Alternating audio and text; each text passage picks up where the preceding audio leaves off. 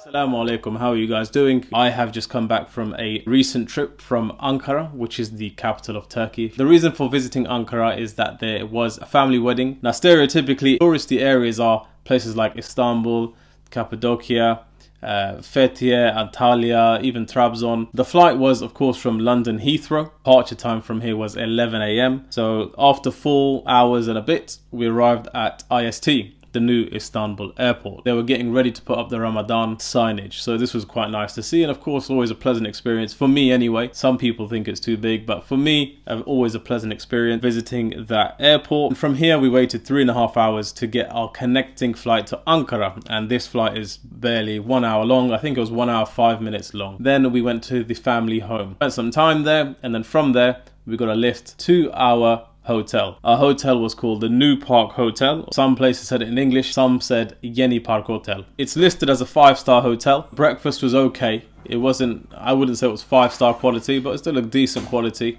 But then again, when you're in Turkey or anywhere on holiday, you want to go out and try the local breakfast anyway. You don't want to get too hooked up on the breakfast in the hotel. So that was day one, or the arriving day. The next day was Jummah. It was Friday, the 17th of April. So 5 to 7 minutes away from the hotel is the amazing Kocatepe Mosque. Now, the Kocatepe Camii is the largest masjid in Ankara. Its idea to be built came during the 1940s. Construction started in 1967, and the masjid, or the Camii, was completed in 1987. Being the largest Camii in Ankara, it is built on 4,500 meters squared worth of land, with minarets which reach 88 meters tall. The capacity is 24,000 worshippers, and looking around, not that I could film it because of course you have to have khushu in your salah, you have to focus. The main hall was full. You had space on the sides, if you want to call it balconies. Some of it was for men, and there was also space up there for women, children that accompanied them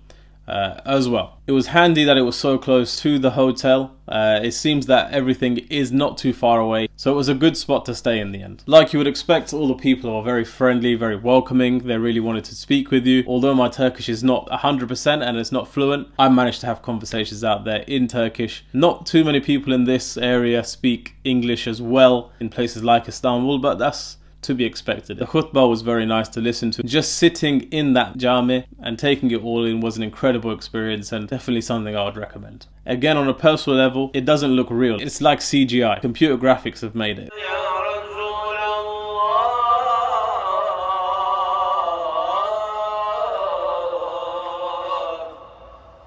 And then after this, of course, I was very hungry. We found out there was a Nusret nearby. We ordered 3 courses, okay? So we had 2 courses and some starters. We were in a group of 3, so we ordered a burger and some lamb chops and split that amongst us just to get a taste of everything. I've had Nusret in Istanbul, and that was a very, very good experience. The meat there of the steak was amazing. Here we ordered the New York steak. It wasn't as nice as that. I don't know if they put more effort into Istanbul. The menu there is a bit bigger as well, but nothing to complain about. The food was very nice, and after the steak we ordered the baklava. The guy came over to the table, cut it all out, gave us a bit of a show with it in the way he cut it, put the ice cream in, and there you have it.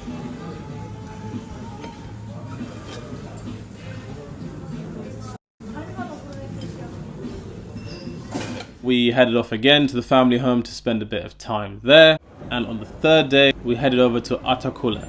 Now this is a shopping mall. What is quite unique about this shopping mall is that it has a 125 meter observation tower, and they're still doing work to it. On top of this observation tower, it was being advertised they're going to have a spinning restaurant slash observation point. So that's something very exciting if you're looking to visit in the future. It cost 120 Turkish lira to get in. You jump into a lift and you go 125 meters.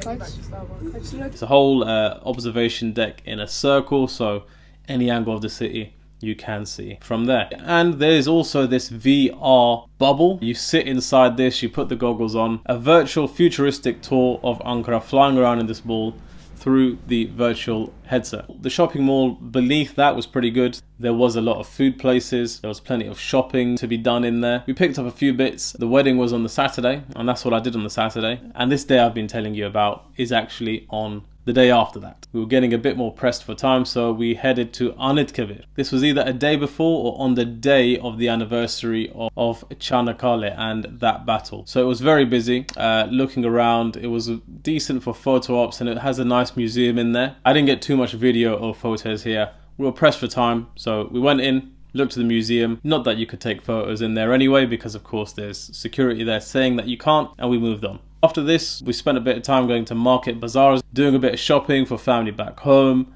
and we left out a few things. I would have liked to seen the Ankara castle or the Ankara citadel. It was a very quick trip. I didn't want to spend all of my time filming. This is what I had. So I put together a quick video, thought I'd share it with you all. Let me know what you think in the comments below. Is Ankara somewhere that you would like to go and visit? If not, why not? And is there something really, really big that I missed out and didn't visit when I was there? If you enjoyed the video, I know it's been a while, drop a like, subscribe to the channel, and the intention is another video next week. I'll see you then, inshallah.